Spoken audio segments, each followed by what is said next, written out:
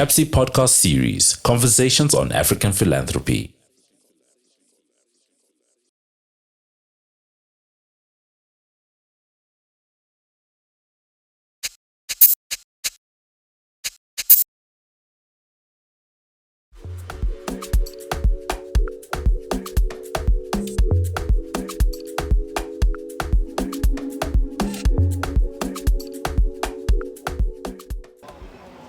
Welcome to an exciting episode with me, Prof Moyo, on our conversations on African philanthropy. We are shooting this at the margins of the MasterCard-funded project, focusing on the contributions of the non-profit sector towards dignified and fulfilling jobs at the English Point Marina Hotel in Mombasa. I'm really excited to be joined this evening by Motunrayo Opayinka. I hope I got it right. Very well. Okay, Thank you. great. Thank you so much. Thank you so much. I mean, just before we started shooting, I was telling you about, how I come often to Abuja, and all of a sudden, I realized that I might actually be a brother in a way, in many ways. But let's talk about WomenEvate. A combination of two important words, women and probably innovation or innovate. You are the founder. Let's talk about the origins of the organization, why you sought to establish it, what gaps were you feeling, and start there. Then we'll proceed with other questions that I have. I have so many questions as I'm looking at this that I want to talk to you about. Thank you very much, Prof. It's a pleasure to be here with you. I am the founder of WomenEvate. So career-wise, an SAP solution architect, so my background is in tech. Okay. And WomenEvate was birthed through my own personal experience of wanting to do something to solve a problem that exists in Africa. So prior to now, I've lived in England all my life and was back in Nigeria as an expatriate to work in the tech sector. And my experiences formed the birth of WomenEvate in terms of giving back to the Nigerian youth and women, closing the gender gap in STEM sectors. I found during my time it was a lonely space for women to be in. Statistics shows that in Nigeria, for every STEM job, it's one woman to four men, and which shows that we're marginalized. Yeah. And in today's time, in order to innovate, we need more inclusion. We need more female participation, and we need to close the gender gap through skills acquisitions. That's what we're doing mainly for Nigerian youths and women. So WomenEvate is an edtech platform which sole's purpose is to close the gender gap and equip Nigerian youth and women with skills to allow them to thrive in the society. That's basically what we do. And you were saying that you have been around for the last 4 years. Yeah, absolutely. And clearly, the last 4 years, in many ways, are the startup phase of any institution. And I would want to learn from you, especially there are so many women and young people who are out there and looking at various gaps in their own spaces and thinking, I must solve this, and maybe one way of solving it is to establish a social enterprise and an enterprise, or maybe just to get into entrepreneurship. What would you say have been some of the most challenging barriers for you setting up WomenEvate over these last 4 years? Thank you. So for me, my own personal experience is around funding. Number one is ensuring that there is that passion for what you want to do, and there's a need for it. Okay, so it's going through that phase of funding, and what I did personally is bootstrap.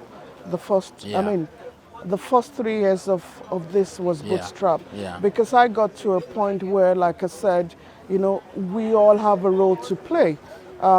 We can sit there and be saying government or, but in your own little space, Yeah. what are you Yeah. doing to tackle Yeah. the issues? Yeah.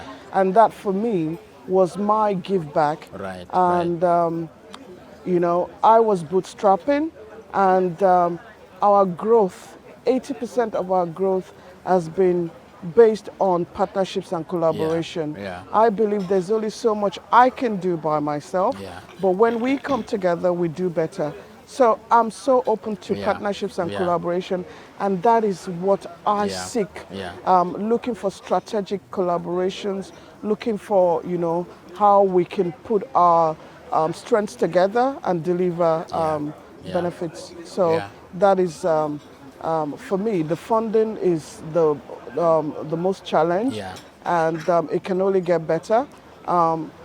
Being on platforms like this brings value Yeah. to us Yeah. to showcase the work that Yeah. we do Yeah. and get others involved in Yeah. that work that we do. So I would want to check with you, because most people might not even have the resources to even bootstrap. Yeah. But in your case, would you say doing that actually gave credibility to the idea and even to the very nature of the organization, so that when you get into these partnerships, you are getting into them with that sense of ownership, that sense of belief in what you want to collaborate with others on? Because it's one thing to sell an idea, but you yourself, you have not really invested Lived in. it, yeah. Yeah. Absolutely. That was Yeah. the game plan,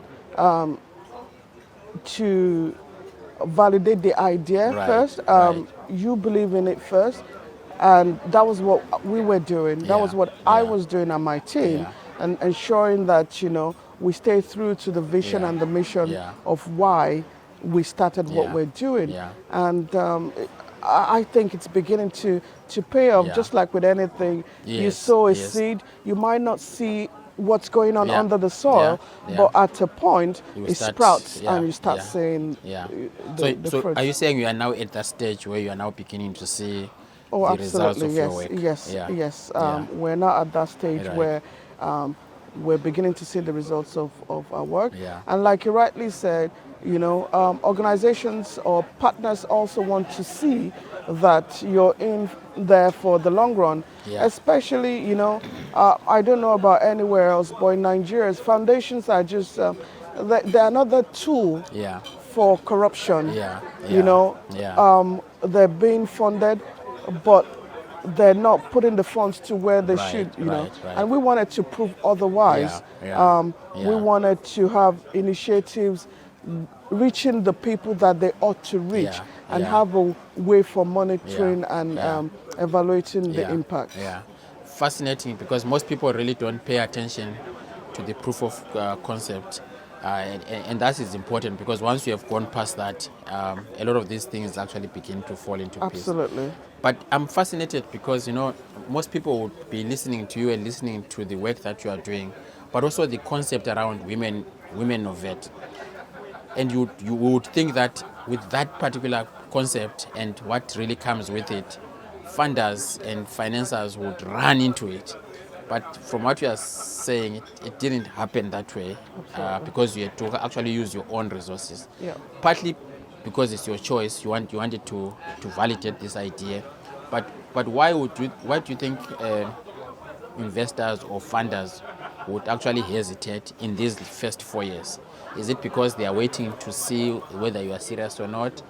They want to be part of success and not part of the beginning when there's no proof that you could succeed? I mean, I'm trying to get into what your reflections are around the psyche and psychology Yeah. of funders. Absolutely. There are two things I credit that to.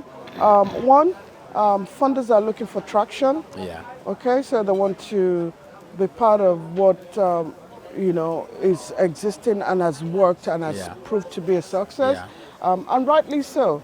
And then secondly, it is the bias around funding for women-owned businesses. Yeah. That's Yeah. a global Yeah. pandemic. Yeah. It's not just Yeah. I mean, in the startup ecosystem, you find that female founders hardly get investors. Yeah. But research and statistics shows otherwise as to, investors' money are safer in women-owned Yeah, businesses. yeah. I think there's a research that was carried out that for every dollar that was invested in a female-owned business, Yeah. it returned, I think, 78 cents as return, as opposed to the male counterparts, which, about 40 something. So rightly, I mean, for any investor, that is where your money should go, but you still find they're still lagging behind. Yeah. And like I said, it's not something just peculiar to Africa. Yeah. It Yeah, is it's a a global general phenomena. knowledge, yeah. And we- I'm fascinated by that because, I mean, right now as we speak in the philanthropy space, there's a lot of attention and debates around, moving resources from traditional sources like challenging the patriarchal system, for example, but secondly, challenging the funding patterns, which have, like you said, not really invested in women's organizations or businesses. So you now see the emergence of the Black Feminist Fund, and other funds that are focusing on women's issues. Absolutely. And so within that ecosystem, where do you locate, WomenEvate? Within that, so one of the things that we're looking to do also is gender lens investing Yeah, at some point, yeah. because we have a lot of women developed through us. And one of the challenges which we face as an organization, and then as a female also, is funding. Funding has always been an issue. Yeah. So why don't we have, gender-based type funding, Right. and give them access to those kind of funding? Yeah. Make the access to those funds less stringent like it used to be. Yeah. So we're even teaching women now on how to manage their businesses better so they can attract those funding, Yeah. in terms of why they need to structure well their books, leveraging on technology as well, because those are the things that investors are looking for, that gives them comfort. Yeah. So rightly so, we are in that space as well, offering support to women-owned businesses and women entrepreneurs. Are you at all in touch or connected to groups like the Graça Machel Trust that have a huge network of women in business, some of whom are in the banking sector? I think their program called Women Voices or something. They really work with women business, especially in the banking sector, in agriculture, among others. And then there's also a group in Senegal, and I don't know which other country, which is focusing on women investors as well. Okay. I'm trying to think of the name, but a colleague of mine, Rose Maruru, is part of that group that is doing that. As you are speaking, I see these connections Synergies, and the synergies. Absolutely. Yeah. And this is, please do refer or introduce us to them. Yeah. Like I said, collaboration is very key, and strategic partnerships. We have, for example, in Nigeria, we have organizations like WIMBIS, which is, I think, the biggest for us in Nigeria. We have AFUA, which is a combination of female entrepreneurs across Anglo-Francophone countries, which we're part of. And beyond borders, we try to do things and, leverage. I was speaking to some colleagues earlier on. There's need for global exchange learnings, because we learn from each other, right? And we get better that way. So for me, such collaborations are key. In Nigeria, for example, I know there's some, in terms of angel investings and capital, there's some female-focused one that are beginning to sprout up, to focus mainly on, the gender-based funding. Wow, fascinating.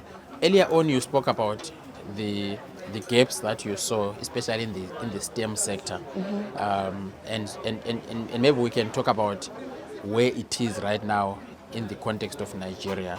I know part of it is challenges with women accessing, particularly those subjects, but also financing them, but also the policy framework. So what are some of the what is the status quo as things stand right now? Oh, I would say it's improving. More so from when my first what journey back to Yeah. Nigeria was 2010, and Yeah. I've been in Nigeria since then. Now compared to then, there are more focus and more awareness Yeah. of the fact Yeah. that we're lacking behind, and the gap is huge Yeah. for us. Yeah. Yeah. Like I said, the gender gap in STEM is not just African focused or Nigerian focused. Yeah. It's a global, It's a global pandemic, right? pandemic, yeah. But systematic approaches to closing those gender gaps Yeah, are yeah. in place. So we're doing a lot in that space, and there's a lot of focus more now, and opportunities in that space Yeah, now than ever before. As an organization, we do a lot around interventions from foundational stage. So giving talks in schools, in Yeah, secondary yeah, schools, Yeah. giving them access to STEM curriculum as part of the schoolwork to Yeah, ensure yeah. that everyone is involved, not gender based, right?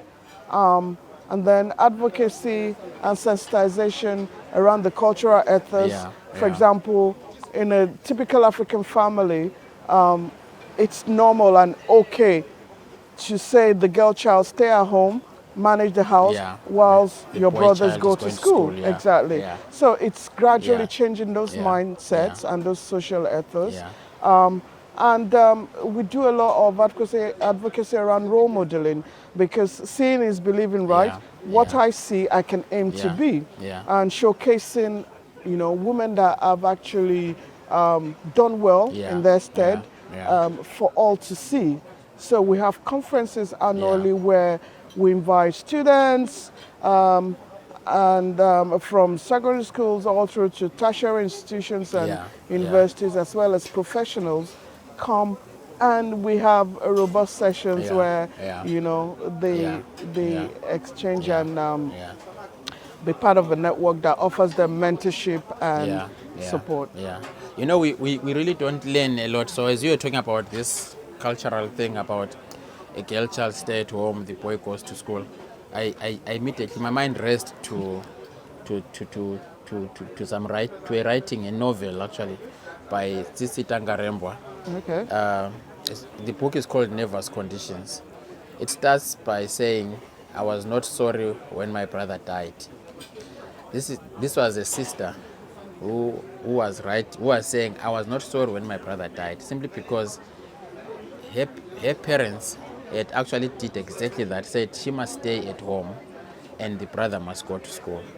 And when the brother died, that's what she Obviously. said. "I was not sorry." That's a chance when my for brother, education. Yeah, she lost so much in the process that even losing the brother was not an issue for her anymore, because she had Wow. lost everything simply because her parents didn't realize that by denying her access to education, they've literally killed her. Killed her. Absolutely. Yeah. So I was saying that simply because I think all of us must get an opportunity to appreciate the importance of actually investing equally. Absolutely. On both the boy child and Absolutely. and the girl child. But I was also wondering as you were speaking whether the policies in place right now facilitate, one, the promotion of the STEM sector, but secondly, whether they facilitate the growth of institutions like yourselves. Absolutely. And which is why, like I said, in order, we can all sit back and say, Yeah. fold our hands, and we don't want to be part of Yeah, it.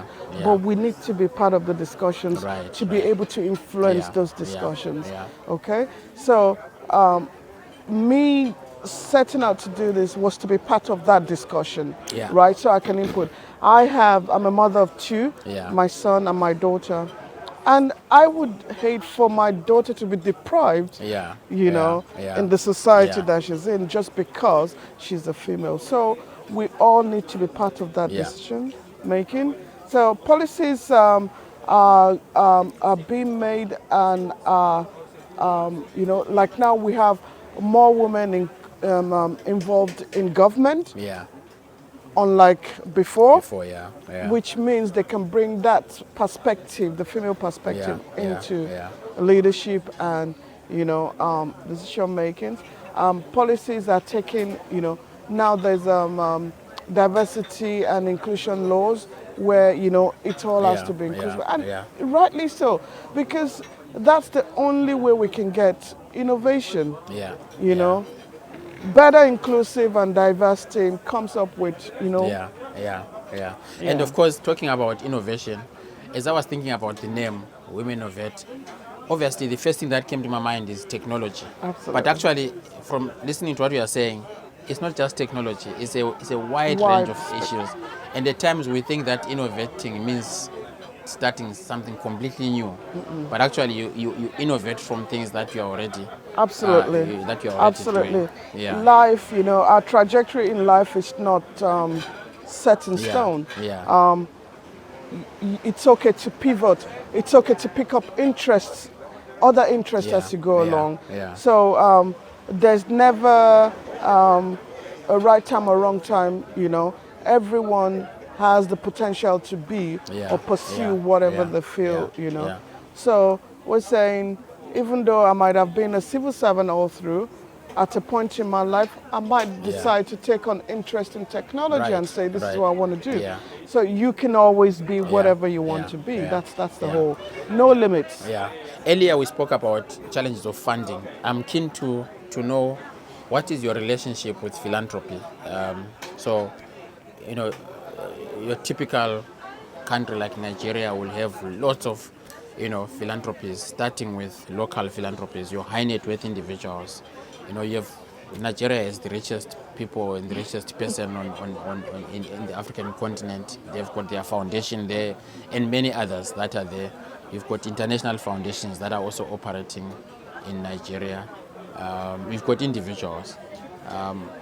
What's your relationship with philanthropies? So I can only speak on my experience, Yeah. and for me, most of the work we've done is with international bodies Yeah. and development organizations. Yeah. Whether Nigerians are rich. Whether they put their mouth where their money is another thing. Yeah. I was shocked. I was speaking with Professor Katungi. Karoti Ikanyinga. Yeah, Kiyinga. Yeah. And he mentioned that a popular philanthropist in my country Yeah. actually funded a research at KCL, King's yeah. College. Yeah. And he was the first person, you know about it. I know about it. It's not just They King's, don't do- it's not even King's College. They funded the Africa Center in New York. They fund most of. So why are we not looking inwards? Why are we not benefiting from those? Yeah. Most of our high net worth individuals, this is the reality. It's not just a Nigerian phenomenon. You go to Uganda, you go to Kenya, you go to South Africa, the majority of them find it easier to fund universities in the global north than to fund institutions in the global south. It's only during the COVID era that we saw them actually funding. They were forced. Because their pockets were affected. Exactly. You see, so Exactly. it's something that we need to do. It's the part of work that we are doing at CAPS to try and promote knowledge and data around some of these flows of money. I was actually shocked, you know. So that's the reality. That's the reality. So you are sitting around money there, But that money is exactly. Yeah. And for me that is sad, because I think whatever starts from home, if your people are not benefiting from, what's the point? What's the point? Yeah, that's true. What's that's the point? True. So finally, I'm keen to see what would be potential values of taking part in a platform like this conversation that we've been having around the role that the non-profit sector, which is a variety of things, is the philanthropies that we are talking about, it's the NGOs and it's the social enterprises, but the role that they play in creating these dignified and fulfilling jobs, with the understanding obviously that a formal job or work which is dignified is actually a pathway of getting people out of especially young people Poverty. out of poverty and inequality, and you are actually contributing to that mechanism of assisting young people with your own WomenEvate. So this is something that I think people are waking up to, but over time we are hoping that at least our governments, our donors, our local institutions will begin to appreciate that young people will only come out of these situations if they've got access to education, in particular to STEM, related subjects, but also that the other way of doing that is actually to help create these enterprises, which in many ways speaks to issues of financial inclusion. Yeah. And so I'm trying to locate you and the future within these conversations and what you think will be these Fantastic. potential So, benefits. I mean, so as a nation, technology is the future, right? Yeah. To survive, you need to be technologically savvy, a certain level of digital literacy, and as a nation, I think we have identified the fact that that is the future.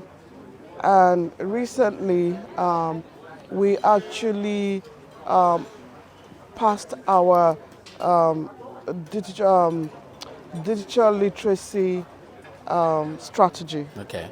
as a nation. And that strategy document says that as a Nigerian, by 2030, you should have a certain level of digital literacy. Yeah. Because we know that that is the future, right? We all create content one way or the other using our smartphones and whatnot. So to remain relevant, the jobs of the future, right, requires a level of digital literacy. Yeah. The ones that will survive are the ones that have the skills to do that, Yeah. right? Yeah. So Nigeria, for one, by 2025, this new government is creating 2 million digital jobs. Yeah. And they've already, we're in the process of implementing that. Yeah. 2025 is only next year. Yeah. For the implementation and to reach that objective, there's a project, an initiative to train 3 million technical technicians. We're the second phase of that implementation. Right, So right. we're teaching skills. WomenEvate is part of the partners that are implementing that. So what we've done is base it on 20 highly sought after technical skills Yeah. globally, so that even if our youths leave the country, they can absorb jobs elsewhere. And we're training them. Right. We're training cloud computing. Yeah. We're training DevOps. We're training cybersecurity. We're training data science, web development. All of this sought after skills, because that's what the future is based on. Right. So basically, we are implementing that, and beyond that, as an organization, we hope to continue with developing our youths and equipping them with those relevant skills that will allow them to thrive in the society. Like I mentioned earlier on at the panel, a lot of mention on mismatch of skills and the jobs that are available. We need to identify the gaps and close those gaps. So that as a nation, we also can benefit in employing our youths and getting them into jobs. Not that the Western world is the one taking all, and that's where they're all going to. So if we can properly close those gaps in terms of skills gaps, I think Africa is the continent to look out for. So what's the future for WomenEvate? Do you, for example, see yourselves going beyond Nigeria? Absolutely. Yes. We're very big on partnerships and collaborations. The issues we're tackling is not just Nigerian based. So we look, we go beyond borders, beyond Nigeria, and it's a global initiative. For example, during this year's education conference, we launched our global learning exchange platform. Yeah. And this is to allow for participation globally, and we can learn from each other. Yeah.